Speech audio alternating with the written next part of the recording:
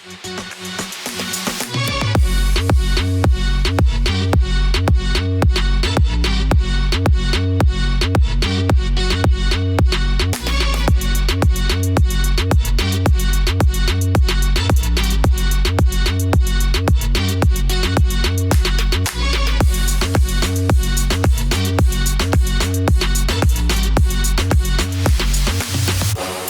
guys, welcome back to another episode of Ain't That Some Shh? Woo! Alrighty guys, we're so excited to be here today. It is a rainy day. It is cold in San Diego today. It's cold in San Diego, and it's just setting the mood for everything. Yeah, like comfy, just relaxing, chill, relaxed vibes. You know. So, you want to talk about today's episode, Betsy? Yes, today's episode we're going to be touching a subject that a lot of women, we could say, complain because we're not heard. So we're going to be talking about motherhood. The struggles that come with being a mother, being a housewife, being a business owner, and all the other things that comes with everything it. that comes with everything. it. Yeah. Because I feel like we always say like moms, like it's expected. But nobody really digs deep down on how it really takes a toll on you and all the responsibilities that comes with it. 100%, yes. So even today in the morning, she was running late. Two kids. I mean, let's be honest. I'm always running late. Becky's always late, you guys. She's always late. That's I'm always running late. That's what I told her. So this weekend was my kid's birthday party, and I told her it starts at 3 so that she could be there by 5. Yeah. Guess what? She arrived at 6. No. You 5:30. Well, it was 5:35, 5:34. Okay, all right. 30 minutes. 30 minutes. Okay, all right. I'll give it to her, but she's still late. I'm always late. This morning again. So, but talk about what it was, because I'm sure there's a lot of moms out there, including myself. Yes. We're always trying to leave the door at a certain time, but once you have kids, shit happens. Ain't that some shit, right? It's so true. Like, things fall down the crack. It's like it's so hard to get out of the house at a certain time, and I'm sure a lot of us can relate. If you have kids, sometimes even if you don't have kids, if you can't plan your day the way you should, you're running late. Or one little thing happens and it screws up your whole schedule. Yeah, but I mean, like, for example, like this morning, I woke up early. I was ready to go. I knew we had to be here at 9 o'clock. Mm-hmm. We had to be here at 9 o'clock. Got here at 9:23, but hey, before 9:30. But no, Ethan decided that today he didn't want to change. He didn't want to put his clothes on. He was just having a meltdown this morning. So I have to go physically, get him ready. For him. Emma, I mean, she's only 5, but she got it. She's a lot more responsible. Yes, but today she decided to get my phone. And she went downstairs, and I completely forgot, to do her hair and stuff. So by the time I'm running out, I'm like, what happened to your hair? And she's like, you didn't do it. I was like, where were you? On the phone. Ugh. Eliana, I can't find my shoes, and it's raining. It's just little things like that, God. Right? And I mean, I struggle just having Mila, because she's always like, Mommy, I can't find... Usually I pick out her clothes the night before, and I set it to the side, this is what you're going to wear, right? And it's like sometimes she wakes up in such a bad mood, or I don't know what it is, and she's like, I don't want to wear that. And I'm like, and she wears a uniform, right? So all the clothes is the same. Yeah. And I'm like, Mila, it's the same pants. You have to wear the same pants. She's like, but these fall a little bit. They're a little bit loose. And I'm like, girl. Or just little things like that. And she's running and she's like, I don't want to wear those shoes. And I'm like, well, you see, it's the other way around for me. So imagine for 3 kids. My kids don't have uniform, but for some reason they decide that, red Christmas leggings with a unicorn shirt and a purple sweater and their fancy boots. Black boots. So I was like, what are you wearing? I know. But, again, I was late because it's motherhood. It's just, there's too much. Then I have to get myself ready, make sure I have what I need for today. My lunch, the water. It's just a bunch and of then crap. Especially being a single mom, it makes it 10 times harder. When, you have your significant other, at least, they can help you with, what, go get the shoes, go get this, really? Go get that. Really? Well, I mean, if you ask, hey, can you go get this for her? Can you go get that for her? So it's just, the both of you can. But once you're a single mom, it's like, who do you run to? You can't. You just have to, you know, do it yourself. You're in the middle of doing your makeup. You're in the middle of doing something, and it's like, stop halfway, go get that, and then something else pops up, and it's honestly a dilemma. Leaving the house with kids, you gotta prep like 4 hours in advance. And it makes it 10 times harder when they have to be out by like 8 a.m. because it's like you gotta wake up at 4 a.m. or something, you know? No, it's definitely a struggle to get out. Are you okay? You know what? No, but it's true. It's definitely a struggle, you know, with the kiddos and trying to, you know, juggle everything that you have going on. Like you said, your significant other, you know, they do help, but I think they help to a certain extent. Right. I know when my significant other is home and, you know, trying to help, he does, but I feel like it's another job too, because I got to tell him, go do this, go do that, go do this, go do that. You know, us, we already programmed, so we know what we're doing. Yeah. And then for them, and then, you know, I'm doing my makeup, it's like, hey, go get Emma her shoes. Hey, find her sweaters. Hey, and it's just like, stuff like that. At what point does, you know, that also becomes part of the job. That is true. You know, because agree 100%. They don't know, and it's not their fault. They don't know. You know, I'm very picky. There's times where he would change the girls, and I'm like, what the hell are they wearing? What? I don't understand. Like, as women, we want the help, right? Yeah. But it's like they do it wrong, so it's. Do we even want it? Do we? Yeah, and then we work. complain. So I get you, man. Like, we're fucking hard to deal with. Very hard. Because it's like, it's the same way. I'm like, I want you to do it and help. And then when you do it, it's like, oh, it's not right. Like, you know, and I get frustrated. And then, you know, they're like, okay, well then, why don't you even ask? Feel bad. They do feel bad because, you know, with him, I'll be like, what the hell are they wearing? Like, don't you know how to match? They're like, no. Don't you know how to match? Like, and that, then, those boots don't go with that shirt. Like, those pants do not match with the shirt. And they look, you know, he comes down like, hey, like, I got the girls ready. I was like, what the hell? And then he's like, you know, you just literally like busted their ego or like whatever, you know. Yeah, it's hard. And then they don't want to help you because then at the end of the day, like, you end up doing it anyways. Yeah. So we got to learn how to be a little bit more lenient, you know. And patient. And patient with them, the kids. We're like, you know, so that's one of the struggles, like as a motherhood, having to leave the house at a certain time. And I'm sure a lot of us can relate. I have a lot of friends that are mommies, and they all talk about the same thing. It's like trying to leave the house at a certain time, getting the kids ready. It is so hard. It's hard. It's hard. And just getting their bags ready for throughout the day, all of that, you know. And I think we talked about this on our last episode, you know, like getting the kids ready, their diaper bags, you know, and then we have to take care of ourselves to go run and do our stuff, you know? Yeah, like I was telling you this morning. And by the way, I forgot my daughter had pictures today. Picture day. So the day that I don't do her hair and I just put it up in like in the messy ponytail, that's the day. I pick up my nieces and they're like, oh, Emma, are you excited? We have pictures today. What? We have like what? And she's like, yeah, Mom, I told you. So here I go. They're late now to school because I took Emma back. Yeah. Did redo her hair, changed her shirt, and now we go. You know, because my daughter's not going to come out like, you know, in picture day. Toda messy. Toda messy with like, you know, just 2-year-old shirt. Just don't buy the pictures for that year. You'd be like, sorry, honey, wait. Well, she started school late though this year, so she didn't get to take the pictures. Oh, okay. At the beginning of the year, so this was the one. Well, at least you made it happen though. Props to you, Mama. She was late. It doesn't matter. She's I still was gonna late be too. able to take She's always late though. That's That's not even. No, yeah, you're good. I tried. I tried. Tried to put it in there. But you know, one of the things too that I've been struggling with right now, and it's been really hard, is Mila. She's always been very attached to me. We've always had that bond.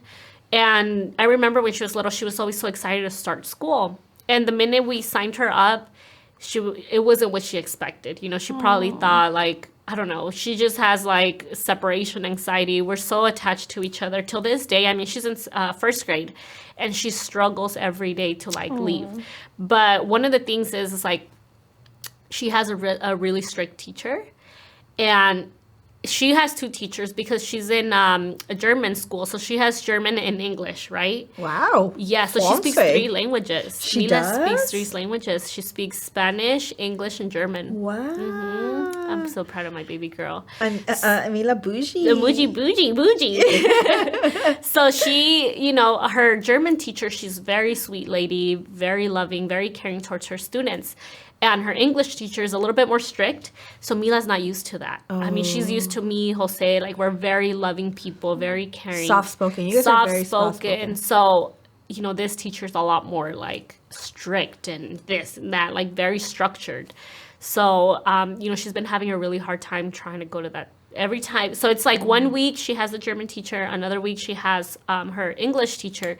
And I already know the week that she has her English teacher, she starts getting panicky, anxiety, dude, and she starts crying. Like today in the morning, like every day she's been telling Mommy, what happens if I just quit school? Aww. Like I don't want to go to school. And it's so heartbreaking to me because she loves school. She loves being around kids. She loves going to school. And it puts me as a parent in a really hard situation because I'm like, I don't want her to be experiencing this, you know? I don't want her to feel like this. And as much as I want to protect her, I can't do it all the time, you know? She's going to come around teachers that are not going to, you know, and I can't, like, she wants me, she's like, okay, Mommy, can you go to the front office and tell them to change me classes? Like, I don't want that teacher. Can you, though? I think I can. But, you know, she's got only 4 months left. And she always has a hard time, and even me, today dropping her off. Today's her birthday, and you know I'm so excited. Happy birthday, Mila! I know, happy birthday, my beautiful princess. She's 7 years old. Aww. But you know, just dropping her off today, she was already having a hard time. Pobrecita. You know, empezó a llorar. She's like, Mommy, I don't want you to leave me, and I'm like, oh, it breaks my heart. You know, and as parents, we all go through that. Like, you know, I don't know if it's just me, but I'm like, damn, it breaks my heart. And I dropped her off today. And as she was saying bye to me, like she was on the other side of the fence. And like we're both walking because my car, I parked it downhill. So she's going like this and I'm, you know, walking. We're both walking. And we're looking at each other. And she's just, you know, I see her little tears coming down. And she's like, bye, Mom. You know, I'm like, it's your birthday, baby. I don't want you to feel like that, you know? And it's so hard, like as parents, as mothers, you know, that we go through this. So now I'm like in a situation where I'm like, do I change her classes? What do I do? Do I say something? Do I, you know, leave her because, you know, she needs to learn how to, not everybody's going to be sweet to her. You know what I mean? So I'm in a tough situation where I'm in a point where like, because I know her teacher's not, you know, putting her, like being rude, mean to her like that. Yeah. It's just, she's just strict. You see, and it's funny because I'm the other way around. I'm the other parent. I'm the strict parent. I'm like, if I'm telling you this, I'm going to tell you this, and I'm going to keep telling you this, and then sometimes I'm like, God, do this, and that's the only way to listen. Yeah. But I'm the strict parent, and I put things that I expect from them. Right. You know? Mm-hmm. So, and I'm the other way around. Ileana wants me to, you know, talk to her like, you probably talk to Mila. And I do. There's moments that, you know, I talk to her sweet. But then there's times I'm like, Ileana, I need you to move. I need you to do this. Let's go. Mm-hmm. And she's like, you're so mean. Why are you so rude? I was like, baby, nobody's going to talk to you like this when you grow up. Yeah. You're going to have to wake up because in the real world, nobody's going to be like, hey, Ileana, when you have time, can you go do your work? No, they're going to be like, go do your work. Do it now. It's owed at this time. Go. Yeah. So I am that parent. I am that strict parent. Mm-hmm. And my kids are used to it now. So they're like, any teacher can't face me. No, and not only that, and I've told her, I was like, hey, the teachers are there to help you. But also keep in mind, if she does tell me like, hey, I'm not feeling comfortable with this teacher, I am also the one to go and talk to that teacher. Mm-hmm. You know, even with Ethan, I've been in the school systems with Ethan since he was 3. So it was a constant battle, always demanding what I needed for him. Right. You know, and what, as a parent, I thought it was best for him. Mm-hmm. Because at the end of the day, the teachers are here to do their job. Yeah. Right? You're going to find the teachers that are amazing and they love what you do. And you're going to find the teachers that are there for a paycheck. Yeah. That's just what it is. Absolutely, 100%. So, you know, and your kid is going to fall. He's going to get one of those teachers someday in their whole school year, you know? So it's just, you know, letting her know, maybe trying to build like a backbone, kind of. Yeah. And see, that's why I'm like, I don't know if I want to change her, you know, like classes. I mean, I wouldn't, change her. Okay, yeah. Like change her teacher because, you know, she's going through this phase, but I'm like, you know, there came a point, I remember, I think I told you, where she was like, oh, she's so mean. She, like, puts me in timeout. And when she told me that, dude, Have you talked to teacher? Yes. So that day when she told me that, my blood was boiling. I'm like, who puts their kids in timeout? Like, their students in timeout? But teachers shouldn't do that, though. That's not their job to put their kids in timeout like if that. the kid is acting up, I mean, you got to think about it. You got a good kid. Yes. There's the kids that are like... And I understand that, but the way Mila was like, Mommy, like, whenever we don't do our work, she yells at us. And, like, if we get the answer wrong, she yells at us and puts us in timeout.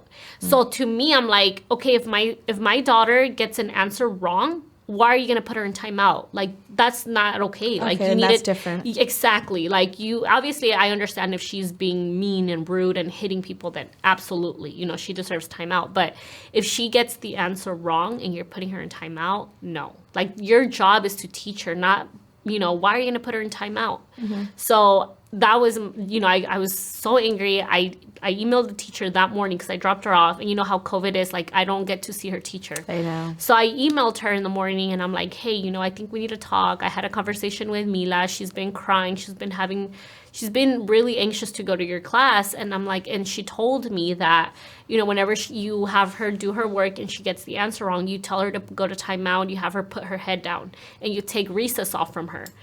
And, she got back to me. She was like, hey, she's like, I'm sorry, but I don't put her in timeout. I don't know, I don't know why she would say something. She's like, I will definitely talk to her because, I don't know where she's coming up with all this stuff. So I picked up Mila that same day. And, I saw her teacher. We had a conversation. And, she told me, she's like, I don't put my kids in timeout, especially if they're getting the answer wrong. No, she's like, I am going to admit, though, I am very strict. If she doesn't get the answer right, I go, Mila, you need to start practicing at home. She's like, and I'm, because she's a bodybuilder. She goes to the gym. So her voice is very like, Mila, you need to practice at home. It's very direct.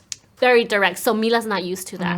And I think every teacher that she's gotten, even in kindergarten, all her teachers have been so sweet, very loving, very caring. So she's used to that. Yeah. And this teacher's very direct, very like, And there's nothing wrong with that. I don't think the teacher's doing anything wrong. Yeah, no, she's because if I was a teacher, I would be the direct one. Yeah. I'd be like, hey, you're here to work. Let's go. Exactly. So, she was like, this is what's going on. I talked to Mila and I'm like, baby, she doesn't put you in timeout. She's like, I know she doesn't. I just said that. And I'm like, oh, no. Like, you can't be doing that, baby. You can't blame other people or try to put other people to get what you want. That's not nice, because now I'm like, I went after your teacher, accusing her of putting you in timeout because I believe you. Whatever you tell me, I'm going to believe you. You're my daughter. I'm never going to question you. If somebody's doing something to you, I would never question it. Mm-hmm. So me as a parent immediately, like, I go and tell the teacher, like, that's not okay, So then it turns out Mila was, she just said, she just has really bad anxiety. She doesn't want to be in that class because it's out of her comfort zone. But you have two situations: changing her from the classroom so she feels comfortable and continues her year, or actually, making her like, hey, baby, this is what you get. Yeah. And you're going to have to So I'm in a tough situation. I think this is something me and her dad need to talk about, come up with something because it's a whole... Yes. So, that's one of the other things that as parents we go through and, with school, homework, getting them ready. What's another thing, what else? So what happens? Okay, so let's put different scenarios, right? Mm-hmm. And I'll put some of my scenarios and you probably could throw some of yours. Yeah. What happens when you are the stay-at-home mom? You wake up, get the kids ready, clean a house, do everything that comes with the household, then pick up the kids, do the homework, make dinner, husband comes home, or maybe you are single, but you're doing all that stuff. At what point does your significant other come in and be like, hey, like, let me help you? Because there's a lot of significant others, and let's be honest, that just think that they're just a provider, and once they come home, that's it. Their job ends. Yeah. But our job, we wake up, our job starts, we go to sleep, our job, doesn't end. Because in the middle of the night, if they wake up, it's us. It's us. Exactly. The kid's sick, it's us, because he has to wake up early to go to work. So at what point can we balance this out? I think for me, in my in my point of view, and something that I've learned is asking for help. Mm-hmm. I think in my situation, I have it under control. I figure it out, and I don't ask for help. Mm-hmm. So that automatically leaves my significant other thinking, okay, she's got it. She doesn't ask for help. she's got it, because that's just the type of person that I am. I try to put in up front, like, I'm okay, but I'm figuring out my shit. You know, I don't like asking for help. So that's when it's like, for him, it's like, okay. You know, she got it. She got it. Yeah. They se acostumbran. Yeah. They I'll se stop you right there. acostumbran, and then it's me, and I'm like, well, why isn't he helping out? Because you got used to it. And this is a conversation that I've had, where they're like, well, you didn't ask me. I thought you were fine because you didn't ask. And I'm like, but I shouldn't have to ask. You should you should be the one asking. Which, I feel, women perspective. And I don't know if it's a women thing. I think so, because you expect, again, we're putting expectation that they understand what you're going through and that they know that you need help. But if we're not saying we need help, they're assuming we don't need help. And that's the thing. It's funny. Sorry, go. Suegra. This is so good. My suegra, so when I got married, I did everything. I handled the kiddos. I would do the bills, the household, take them to doctors, school meetings. I even cut my own grass in front of my house. Wow. Like, I did my landscaping. I wanted my house to look cute. I agree 100%. And then my suegra was like, mija, because she would visit us all the time. My suegra was amazing. Tu suegra? Mi suegra. Oh, okay. And she would visit us all the time, in-law. And she'd be like, mija, ¿qué haces? I was like, oh, just cutting the grass. Que venga David y la corte. No lo mal acostumbres. This was in the beginning of our marriage. Yes. But then when David would go cut the grass, he would do it half-ass. And I'm like, this is why I do it. This is why I do it, you know? But that's our fault. Exacto. You know what? I think it's our pride and our ego. Like, ¿sabes qué? I feel like as women, we try to be very independent. Not only that, to me, I feel like if I am going to ask you for help and you're going to do it half-ass, why am I even asking you? Might as well just me do it alone, right? And do it right the first time. But then here I am. I'm the one that if I'm cleaning and they're sitting in the couch, I'm like the one throwing Nobody ayuda. I'm qué bonito. Sí. Yeah, that's and you could tell I'm mad, exactly. Instead of sweeping like this, I'm like. Yes. So let me ask you this. So do you think, obviously, I know for a fact that men and women think completely different. Yeah. But it's like, do all men think like that? Like, no, because I've met men that actually understand the wife, and I've seen it when they're like, hey, babe, you're good. I got it. Hey, don't worry. And they have the initiative to do things. I just feel like, it's just their personality. It's not a guy and it's thing. different. For example, I went to go visit one of my siblings this week, and I got there and they invited me and they were like, hey, come and eat dinner. My fiance's mom we made a lot of food. And I was like, okay, I didn't want to go, but I was like, you know what? I'm going to go spend time with my brother and my sister-in-law. And I got there and she's warming up the food and he's washing dishes. And I was like, oh, damn, my mama did a good job. I'm proud of him. Yeah. But do you think that's their communication, though? Like, do you think she asked them, you know what? This is what we're going to do. Like, I'll take care of the kids.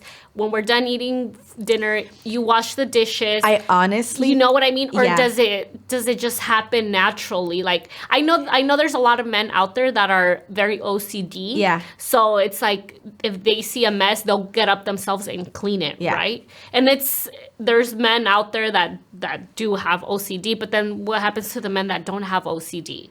It's like, do they do help because their significant other asks? Or is just like, you know what I mean? I'm like kind of intrigued to know. So I really want to say it depends on how, one, they're raised and their maturity level. Mm-hmm. Keep in mind, you and I got married at a very young age. A lot of women get married in their 20s or 30s now. Right. My brother's 34. She is, I think, a little bit younger or a year older. I don't know, but they're like right there. So they're more mature and they're able to communicate. And that's what happens, I think, when you communicate what your expectations are, it's easier to handle that situation. For example, my mom was a single mom. So my brother has seen with his own eyes what a single mom goes through. And I think it's just, it's just in him. So the fact that he was doing that when I got there, I was like, oh, I'm so proud of my brother. Yeah, that's cute. You may get married. And, I think also, like you brought a good point, when you marry your partner at such a young age. You're growing at that up. age, well, yeah, but at that age, I don't think you go on dates to talk about who they really are as a people or what your expectations are in the future. I think a lot of times we just go into a relationship and it's all lovey-dovey and you just go out, as you go. And I've realized now, I'm much older, I'm more mature. I've realized that a lot of couples who are older and getting into a relationship, before they establish it, when they're in the meeting stages, they, immediately ask, what are your values when it comes to family? What are your values when it comes to, like, what are your core values, your morals, because those are really important things. Like a lot of people, family isn't their priority, or, learning what, like even establishing finances early on in the relationship, it really takes, because now I actually don't agree with that. What do you mean? I don't agree of touching that such an early stage in the relationship. Like when you're dating? Yeah, so I think as a woman, right, if I am going to go out there, I have to know what I want. Right. I'm either going to want somebody that I date and I'm, he's cute and he's a great time to have but I'm saying like... But if I'm looking for something more serious... That's what I'm talking about. You don't talk about that in the beginning. You're going to talk about it as you go through. Right, I know, that's what I'm saying. But when you're in a relationship, like when you're dating, but before you marry, you have to ask those questions. Now, in my situation, like that's how I see it. Yes. Before you get married, these are things that should be brought up. It should, but it just depends on how serious you see yourself with that person. No, that's what I'm saying. Like, for example, like if you before you're going to get married, like let's say, we're dating. All that has to be talked. Yeah, but you have to talk about how, how do you see yourself having kids? Yes. How were you raised? Things like how, that. How was your mom and your dad? Because asking those questions, you're going to start putting the pieces together. And see, that's what I'm saying. Like, those are things that in my situation, I never approached, because neither did I. I don't know if it was because I was so little and I, like thought about was just, oh, let's have fun, we're dating. You don't think about, you just know about that person, but you don't think about the future. Like, so what do you see yourself with? How many kids? Little things like that. Because you're more mature now. Yes. So you're thinking like that. Like now you and I know that whatever happens, if we have to go back out there, we know what we want. So the important thing here is knowing what you want. And exactly. But see, those are really important things, because that really determines what your future is going to look like. Like, do you know what? You say, this is what I expect from a partner. Like once you're in a serious relationship. But then we go back to expecting, and you're not supposed to expect. No. Well, I'm not saying like I was that. Like, you know what? This is what I want. This is what I want. My significant other to have, like in a partner. I would like him to have these qualities and stuff.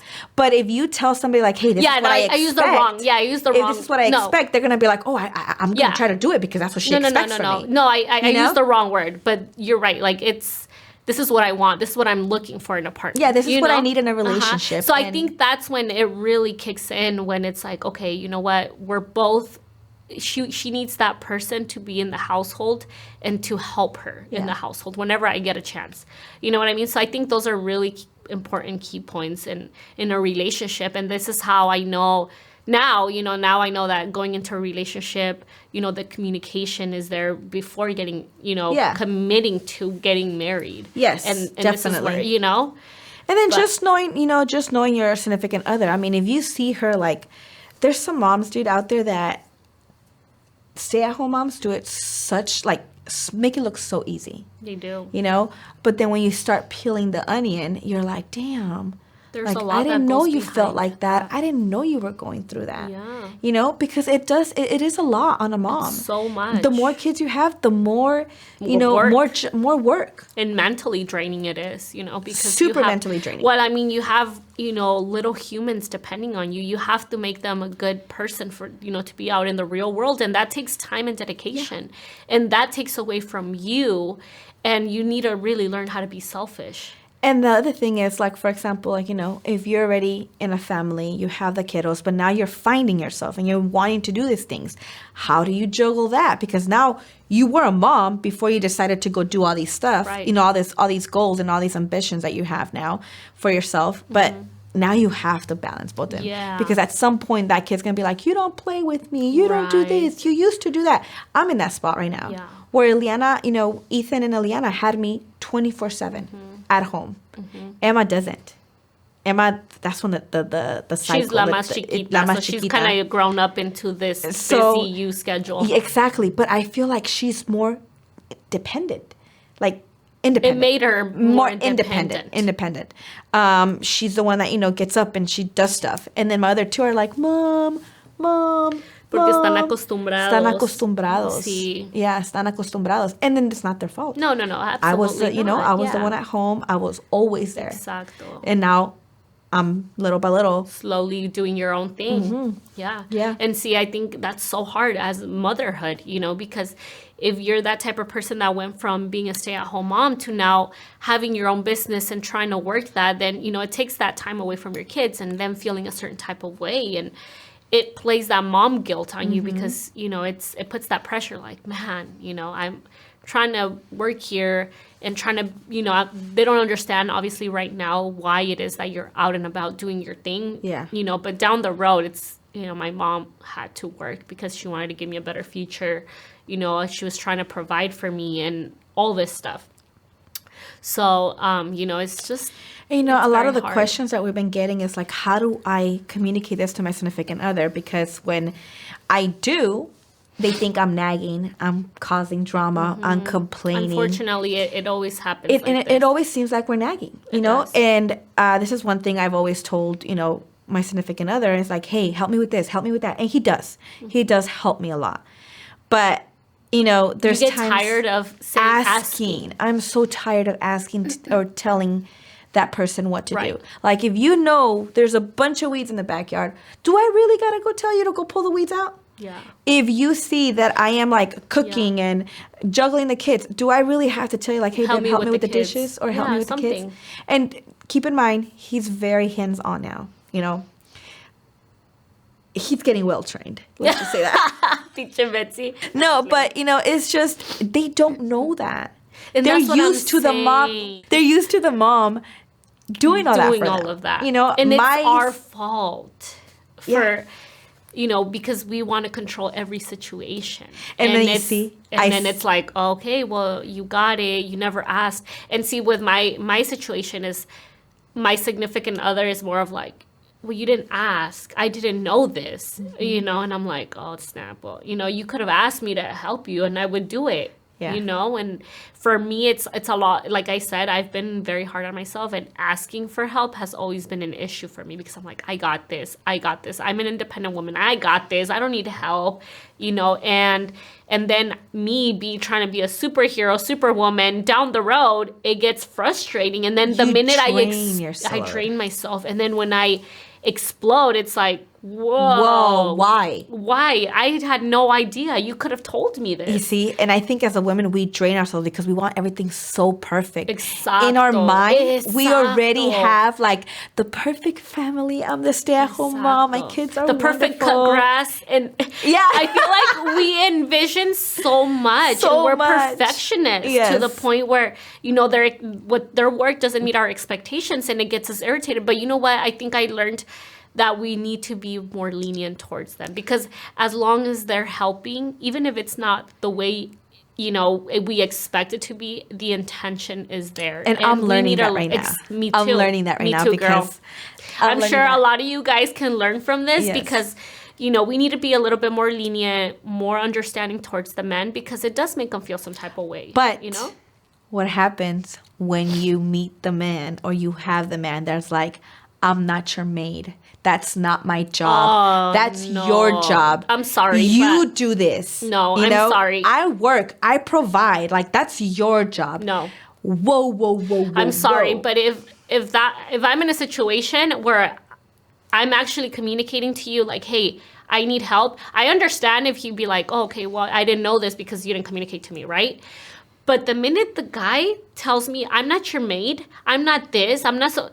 No, like, what? It's funny. I can't... I'm sorry, I would not be able to handle... Like, as much as I love you, I could never be with a man like that. Because a relationship is all about compromising and trying to help. Even if you're not okay with it, I'm sorry. I can't, mama. I cannot be in a relationship like that. It comes to a ending. point. It comes to a point that it's like, when is it enough? Like, when is he gonna understand that only because I have the mom title, I have to do everything? No. And then they're like, no, that's your job. That's your job. I work. I provide. That's your job. That's your job. No, you had these kids too. They came from your ball sack. They're sitting there. They're sitting there. Yeah. I didn't do this kid by myself, Exactly. you know? So it's just, it's very hard because you're going to meet that person, or you're going to probably be with that person that thinks that way, and you're trying to better yourself. You're trying to do all this right stuff, and then that person's still not getting it. Okay, maybe counseling, but what happens if they don't want counseling? How much can you hold this relationship together without you tearing yourself apart, without you being broken because you decided to be a mom? But it wasn't just your decision, it was both of you guys. Exacto. So there has to be some type of balance, and it is possible. No, absolutely. I'm living it. It is possible that person can change. Como but it's dijiste, trying, communicating doesn't work. Counseling, but if that person doesn't want counseling, and I honestly think, I don't know, maybe because I'm in a point in my life right now where I'm like, I wouldn't take shit. Like, it's just, as much as you want to save that relationship and as much as you want to make it work, if you both aren't on the same page when it comes to responsibilities like that with the kids and you wanting that help, and if they're not willing to like compromise, you're wasting your time and you're really hurting yourself mentally. And you need to learn to let go, because no matter how hard you try, they're just not getting it.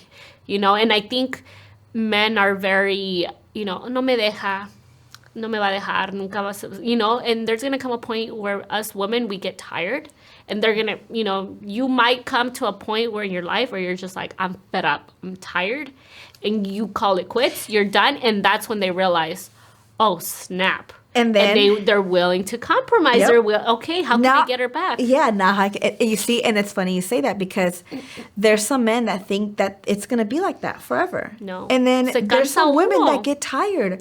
And I always had the saying is like, a woman will take so much. Oh, yeah. We take so much. But the moment that we're done. We're done. We're done. Yeah. So the whole freaking all these years when we kept telling you like, hey, I need your help. Hey, I'm trying to communicate with you. Hey, let's do this together. We're partners. It's not 50-50. 50-50 is a divorce. Yeah. It's 100-100. Both of you guys have to put 100% into this marriage.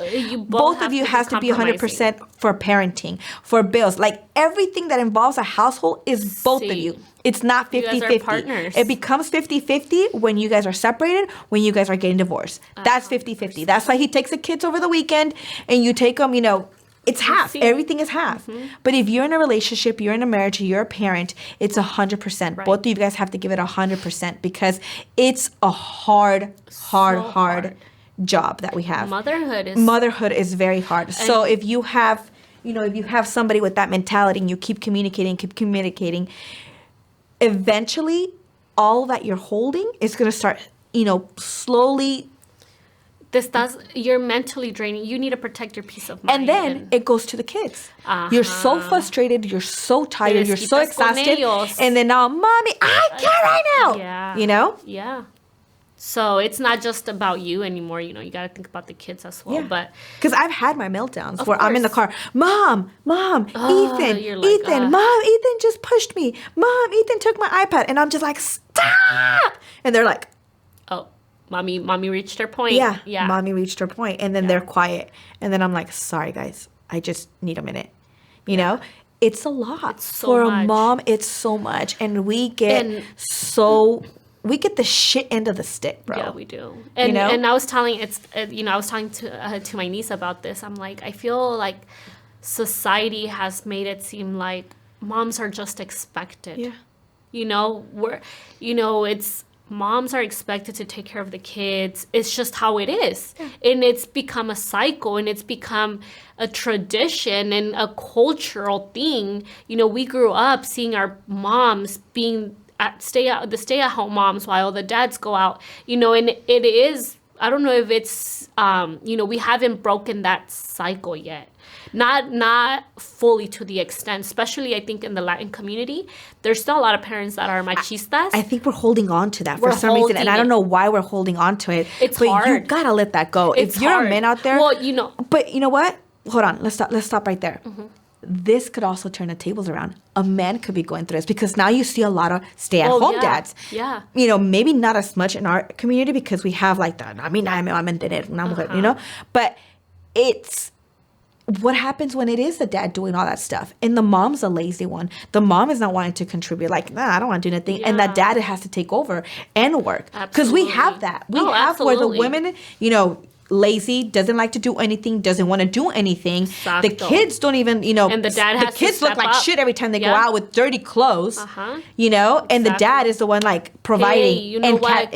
Les tengo que calentar de comer, las tengo que bañar, I have to do this. Absolutely, I agree. I mean, there is a lot of parents out there too that, you know, the moms are lazy, they slack off, and the dads have to step up. And I've seen it, and I've seen it happen, and I've known a few people. I've seen it. Yeah. So I 100%, you know. O cuando salen las mamás bien arregladitas y los niños, and you're like. Sí.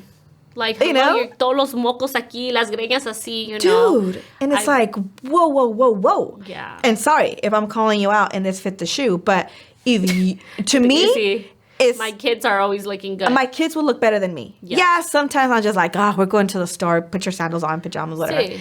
But my kids going somewhere, they're going to look good. Yeah. You know, they're going to be clean. Yeah. They're going to, you know, and it's okay to talk about it, you know, because to me, my kids looking that way makes me feel good as a mom. Exactly. Makes me feel like I'm doing something good. Yeah. Well, I mean, they're so little, you know. I'm sure they want to look good, but... tan chiquitos, no se pueden cuidar, and they're just like, whatever, you know. But I mean, it's our responsibility, you know. The minute that you become a mom, with the title of that comes a huge responsibility. You have to make sure they're good mentally, physically, their appearance is good, emotionally, everything, que están comiendo bien, you know, proper nutrition, you know, they salen, you know, their hair is done, you comb their teeth, you brush their teeth every night. It's a lot, you know, and these are little things that don't get talked about. So what happens when the mom, an amazing mom, cooks every day, takes care of the kids are good, the house is clean, she's doing everything, and the husband gets out and husband goes do his own thing? And the mom is still staying at home till nighttime with the kids. There's no support because the only support she has is just he's supporting the household. Like, how much can a woman take like that? Yeah. You know, at some point you're gonna explode, and you need to communicate this because you're taking a job that should be shared between two parents. Absolutely. You know, and there's amazing women out there that stay at home. And I think when it comes to that, you know, I think in one of our last episodes, you talked about how, I think it was a situation kind of like this where you said it's important to know if like you're a stay-at-home mom and if you want different, to sit down, write what you want, write what you want, right? What you want out of your life. And I think once you know that, bringing it up to your partner and saying, you know what? I don't want to do this anymore. I'm tired. I'm mentally drained. And this is what I think is ideal for me. You know, and you putting out exactly what you feel, exactly what you want from them as a partner. And, you know, then it's up to them to willing to compromise for you. Like, okay, how can we, you know, it's just really sitting down and like you said, not 50-50, 100. You know what? Okay, look, what time, you know, he could be like, you can tell him, you know what, this is ideal time for you to come home. And I mean, when you have a job, when man has a job, he doesn't pero have a veces se van. Yeah. So this is, you know what? This is the ideal time that I want you to be home. You know, and especially if he's a business owner and he could control his his hours, whatever. Yeah. You guys can both figure out a time. You know what? This time works for you to come home. Okay, so, it could be like at 5 p.m., an example, right? Not everybody's situation is different. Everybody has their own schedules and stuff. But let's say you expect him to be, not expect, but you want him to be home by 5, right? Okay, by 5, this is what I would like for you to do. Like, give me at least an hour for me to take a shower, for me to do this, to go run my errands, do that. You take the kids at least 2 hours. I come home, we have dinner, you help me bathe the kids, we put them to sleep.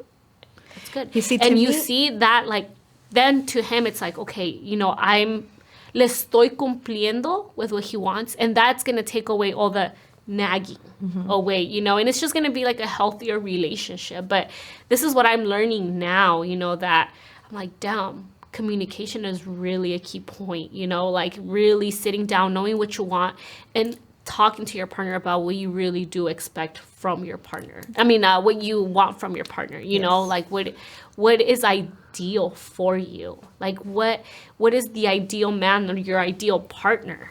To me, you see, with, being married for 16 years, I know what I want and I know what I need to fill my bucket because everybody's different. Absolutely. Everybody's needs are different. Well, we all have our own way of love, like our love language. So like I said, you might want your husband to come home with roses, and that's what's satisfying to you. Maybe you don't want him to take care of the kids. Maybe you just want roses.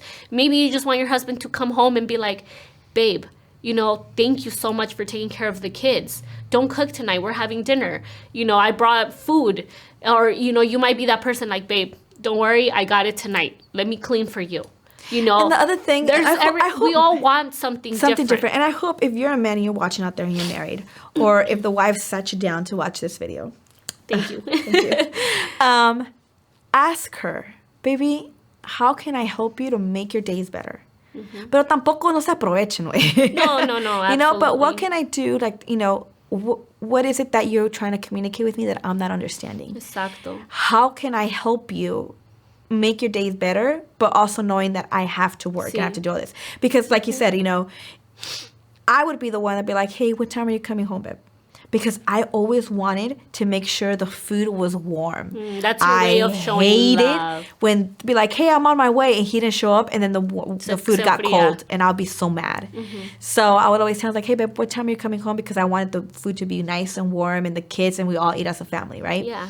But then after that, if I have something to do, hey, hon, after we eat dinner, I'm going to go do this and this and that, And that's my alone time. Right. Sometimes just going grocery shopping alone. Yeah. Because it feels good. I would leave him with the kids around, 10, 11. And Walmart was open 24/7 where I used to live. And I would be the one at midnight at Walmart and just taking my sweet, sometimes 2 hours, just going through the aisles over and over. You're like looking at a product. Yeah, I was like, that was my alone time. And we all want something different. Como te digo, it just really comes down to communicating with your partner. And you know what? I think, I've been going to church, and one of the things that that my pastor was saying is like, we now live in a society where we have become so selfish, and it's just, we don't care about other people's feelings.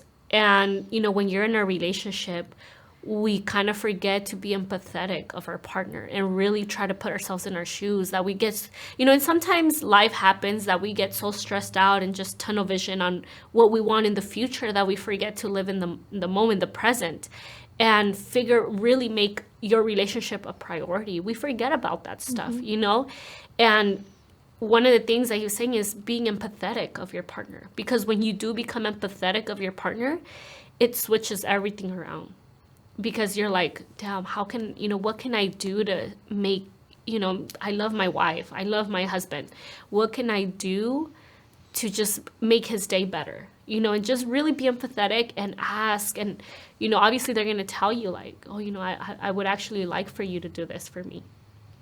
Or, I would love for us to do this, and when you approach that situation in a soft, empathetic way, it really softens things up. Like, you know, it makes it easier for him to open up to you without, because, you know, sometimes men and women, we're afraid to share what we're feeling, in being afraid that, you know, they're going to take it as an attack or. But that's walking on eggshells. Yeah, that's what I'm saying. And that is so difficult to have a relationship that you're walking on eggshells, because you don't know if you're going to communicate and they're going to be like, oh my God, you're always complaining. Oh my God, you're crazy. Or they end up exploding on you because they're like, oh my God, I'm doing all this for you and you still not happy.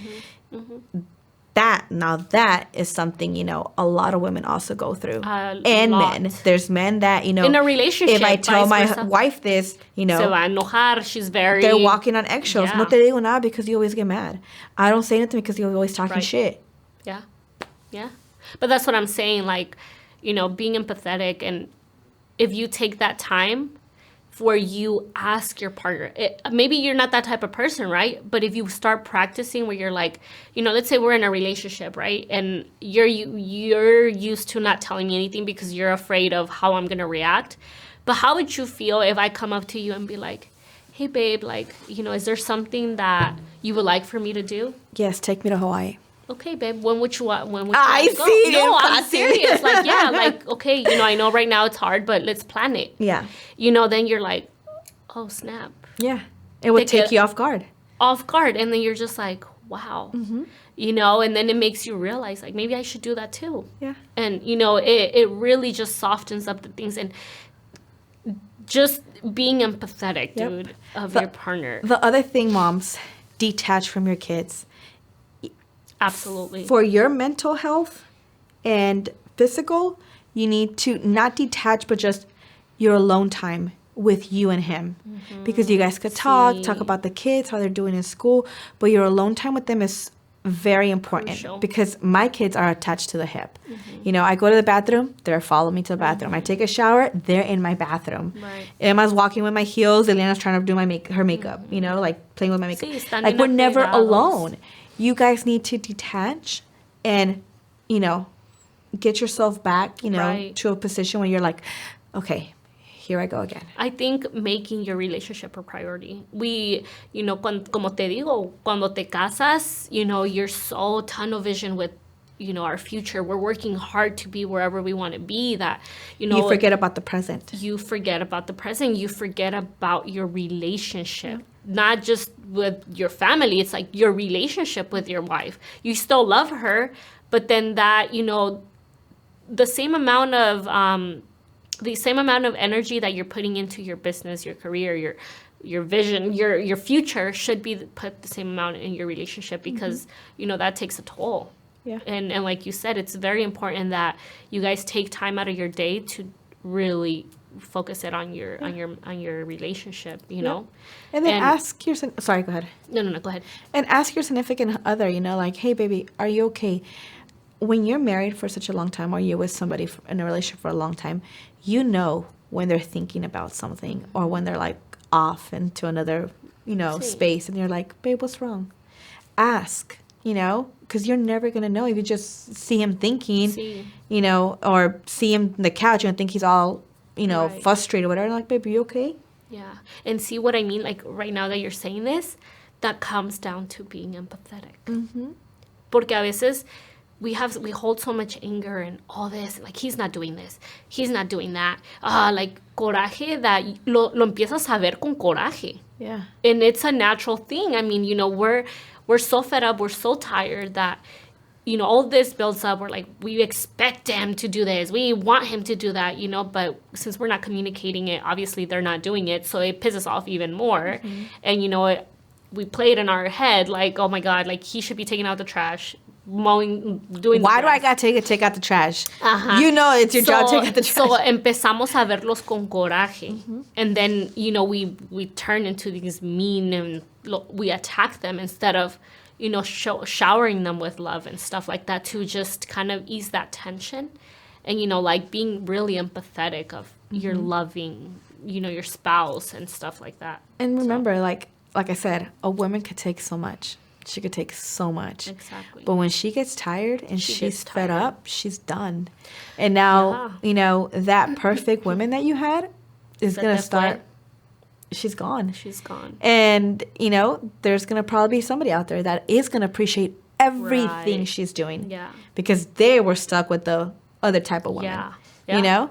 So it all comes down into knowing what you really want. Like Betsy said, write down what you want from a partner.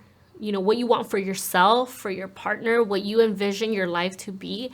And unfortunately, if your partner isn't willing to give you that, you got to learn to accept, like, it's okay. Yeah. You got to move on. You know, you can't, because it's a never-ending cycle if you stay in that relationship. It's like, if they're not willing to give you what you want from them, you're just wasting your time. You're draining yourself mentally. It's time to cut the ropes and just move on. And then that's another subject that we probably get into later on. On the next episode. On the XX. Sex. Betsy. In the next episode. Alguien aquí ya. No, thank you. Call your hubby. Can you come? No, but yeah, definitely, you know, that's the next episode that we could probably touch is, like, you know, once you do cut the ropes, what's next? What happens next? What happens and next? I think this is something that we can actually talk about because we're living through it. Everything we just talked about is our situation, you know, because we're talking in our point of view, what we would do, how we see things. It's not, you know, I think a lot of times people think that what we're talking about is because we literally are going through it with, you know, maybe we went through it with a different relationship, you know, maybe we see it from a friend. So please don't take this as in, you know, we're telling you guys to, like, go and break up with your husband. Yeah, no. And we will never condone that, you know? No, absolutely like, not. everybody's situation is different. Nobody's the same. My relationship is very different than yours, and your relationship is very different than mine. And just like your guys' relationship is very different than ours. But if you guys could take little pointers on what we're telling you, it's our story with our experience to tell. In our point of view. But if you could learn something that's going to help you make your relationship stronger, better, healthier, go for it. Exactly. We're not going to be here, hey, it's time to divorce. No. That is yours and solely yours decision. Yeah, we'll talk about the next episode, you know, what happens once you do cut the ropes, like what happens along with all of that stuff, you know? Yeah, definitely. And then please keep the questions coming. One of our following episodes is going to be answering all your guys' questions because there's so much out there. Things. Wow, like we're so overwhelmed with all the messages that we're like, we are happy that you guys are reaching out because you have a friend behind the camera. But it's just like, wow, the amount of women and men that feel so, you know, unappreciated and unheard. And the fact that you guys have to wake up every day and go through the struggle every day, like, I am listening and I am reading to everything you guys are putting, and I am so grateful that you guys are trusting us. This is a safe space for you guys, and then if we could help in any way, we will definitely help. Yeah. Absolutely. I agree 100%. You know, we're overwhelmed with all the amount of love, and you guys reaching out and opening to us, it means a lot. Like, I know this is very personal, and sometimes we just need that one person to hear us out whenever we're going through something, because a lot of times we're afraid of being judged. And not only that, it's because family, you know, sometimes you feel like you want to go and tell family, but then you don't want that family looking your significant other in a different way, because at the end of the day, you're still there. And then we end up looking dumb. And you're like, well, you're still there. You're still there. Y le agarran coraje, and it's lo miran mal. And it's just, then we end up staying quiet. Yeah. Why are we going to say something? We're just still going to stay here. So it really means a lot that you guys have definitely reached out and opened up to us to share your personal experiences. It means the world. Like, you know, we're super grateful and thankful for every single one of you. And remember, this is also a lot of you guys saying, please keep me anonymous. This is anonymous. We will never display your name. No. We will not put your information out there. No, like, this is honestly a safe space. And I wish I would have had this when I had just got married. I wish I would have had this when I was just barely going through a relationship and it was just fresh. Because it would have helped me to hear different perspectives and different things, you know. And I mean, you know, we're talking from experience. We both have been in really long-term relationship. It's not a 1 year, 2 years, 5 years. No. 10 years plus, you know, 18 years, 13 years. That's a long time, you know, and and anything that we can do to help your guys' relationship better, like that we wish we could have done, we're all here for it. You know, Yes. we're here to share with you guys. You guys can learn from us to, you know, just get little pointers of like, okay, you know what? They're right. Yep. This is what they could have done to better their relationship. And, you know, I'm still at a point where I can save my marriage and apply it. Yes. You know, so wow, it's pouring. Wow. Yeah. All right, you guys. So, you know, we won't make this too long, but, you know, we're just super grateful for all of you guys, and we want to thank you. Thank you so much. Leave us comments down below what you thought Yes. about this episode. If you guys are really resonating with all of this, if you guys want more of this, because I feel like it's never ending. There's a lot. There's so much. A lot of things that. And I feel like we start with the topic and then it leads into another I know we were topic. talking about motherhood. We ended up talking about relationships. And then now of we're going to being talk wife. about after we cut the cord. And it's like, It's so a much. lot, you know, Yes. and these are little things, like I said, that we just never finish experiencing. Like, I mean, till this day, we're still learning ourselves, you know, and it's been a long, and I'm just so glad that you guys are coming along in this journey, because us ourselves are going through it. We really are. We're just using our platform to share it with all of you guys. You know, we don't have it all together. We don't even know what's going to happen with us, our relationships. You know, we're just learning as we go, and we're sharing those experiences and, you know, little things that here and there that we're learning right now. yeah. Yeah. All right, guys. This is a wrap. We will see you guys on our next episode. Bye. Bye.